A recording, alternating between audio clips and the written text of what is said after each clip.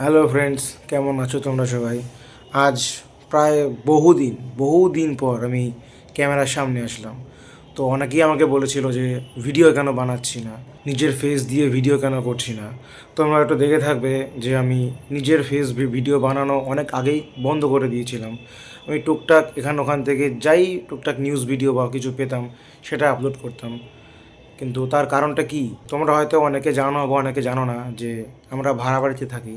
হ্যাঁ, আমাদের নিজের কোনো বাড়ি নেই। আমাদের জায়গা জমি আছে কিন্তু নিজের বাড়ি নেই।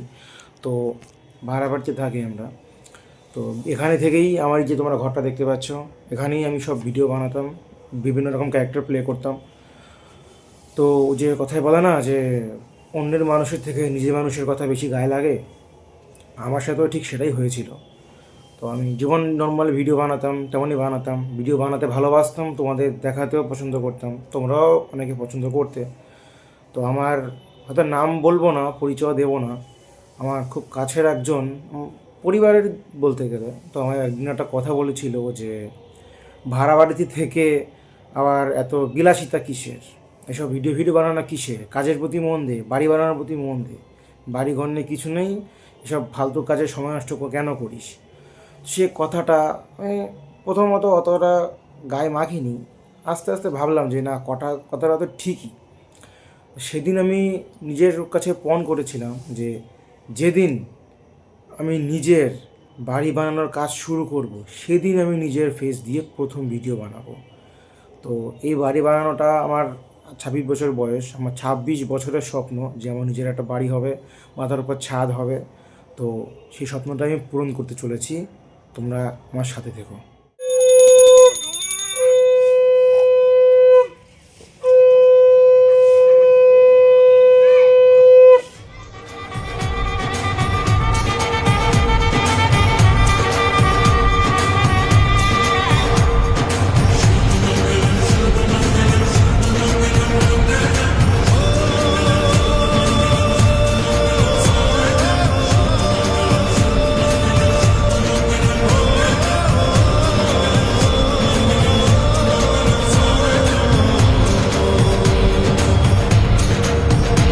আজ মন জুড়ে সাজে কত আশা,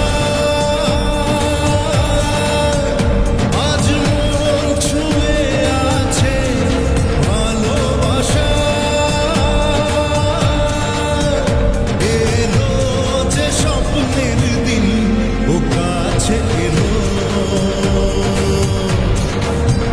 জীবন আরো যেন রঙিন হলো।